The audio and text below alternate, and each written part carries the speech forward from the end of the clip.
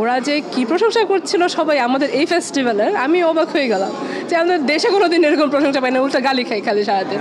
হ্যাঁ, যে এটাতে এই সমস্যা, এই অ্যাওয়ার্ড পেলো কেন, পেলো না কেন, হ্যাঁ তোমরা নিশ্চয়ই কোনো দুর্নীতি করতেছো, অনেক ধরনের কথাবার্তা শুনতে হয়। বাংলাদেশ প্যানোরামা সেকশনটাতে কি কি ফিল্ম আছে এটা নিয়ে আমাদের সবার আসলে খুব আগ্রহ থাকে প্রতি বছর, বা এখানে আসলে কোন ফিল্মটা অ্যাওয়ার্ড পেলো সেটা নিয়েও আমাদের সবার মানে সবচেয়ে বেশি ইন্টারেস্ট থাকে। স্ক্রিনিংয়ের সময়ও সবচেয়ে লম্বা লাইন হয় বাংলাদেশের সিনেমাগুলোর জন্য। সো আমি অবশ্যই খুবই মানে খুশি, এখানে আমি আগেও এই সেকশনে ছিলাম জুরি হিসাবে, এবং খুবই ভালো লাগে বাংলাদেশের সিনেমাগুলো দেখতে। এবং বিদেশের যেই এরা থাকে, জুরিরা থাকে, তাদের আমাদের সিনেমা সম্বন্ধে যে কমেন্টগুলো শোনা হয় সেটা খুবই ভ্যালুয়েবল আমার কাছে লাগে। হ্যাঁ, প্রথমবার যখন জুরি ছিলাম তখন হচ্ছে আপনার সেটা হচ্ছে 18 সালে। তখন আমার সাথে ছিলেন একজন ইউরোপিয়ান ছিলেন, আর একজন হচ্ছে ইস্টার্ন এশিয়ান ছিলেন।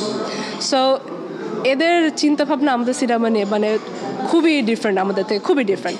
লাইক একটা সিনেমা ছিল আমি বলবো যেটা খুব মানে আমাদেরকে এক্সোটিক হিসাবে বিক্রি করার চেষ্টা করছে, মানে ব্লান্টলি বললাম আমার একদমই ভালো লাগেনি এই ব্যাপারটা, কিন্তু বিদেশি যারা তারা একদম খুশি হয়ে হ্যাঁ যে হ্যাঁ এইটাকেই আমাদের অ্যাওয়ার্ড দিতে হবে।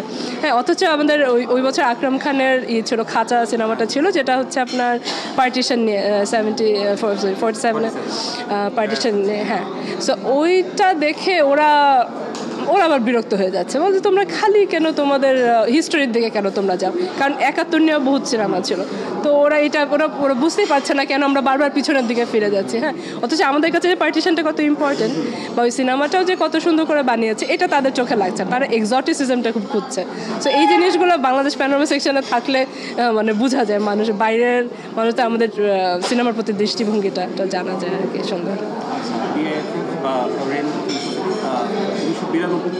আজকে 2025 দীর্ঘদিনের যে যাত্রা, বাংলাদেশের মতো জায়গায় যেখানে আমরা প্রতিবন্ধকতাটা বেশি দেখি, যে যাত্রাগুলো কন্টিনিউ করছি, এই বিষয়টা নিয়ে আপনি এটাকে আমি মানে খুবই বাহবা দেওয়ার মতো, এবং দেশের বাইরে যেটা কী পরিমাণ অ্যাপ্রিসিয়েট করে। যেমন আমি 2 মাস আগে যখন তেহরান থেকে আসলাম, ওরা যে কী প্রশংসা করছিল সবাই আমাদের এই ফেস্টিভ্যালের, আমি অবাক হয়ে গেলাম যে আমাদের দেশে কোনো দিন এরকম প্রশংসা পাই না, উল্টা গালি খাই খালি সারাদিন। হ্যাঁ, যে এটাতে এই সমস্যা, এই অ্যাওয়ার্ড পেলো কেন, পেলো না কেন, হ্যাঁ তোমরা নিশ্চয়ই কোনো দুর্নীতি করতেছো, অনেক ধরনের কথাবার্তা শুনতে হয়। মানে আমরা পুরোপুরি মানে ভলেন্টারিভাবে কাজটা করে যাচ্ছি, তাও আমাদের এসব কথা শুনতে হয়। কিন্তু বাইরে ওরা খুব খুব সম্মান করে, এবং ওরা এখানে আসার জন্য যেই ইন্টারেস্ট দেখাচ্ছে, মানে এতজনকে আমি কীভাবে ইনভাইট করবো আমি এটা এখন বুঝতে পারছি না। ইরানের ওরা সবাই খুব মানে আমাদেরকে এত আন্তরিকতা করলো এবং আমাদের প্রতি এত সম্মান দেখালো, খুবই ভালো লেগেছে। আর এত বছর ধরে আমাদের এই ফেস্টিভ্যালটা কন্টিনিউ করাটা খুব মানে সোজা ছিল না, কারণ কোনো বছরই আমাদেরকে ফিক্সড বাজেট দেওয়া হয় না।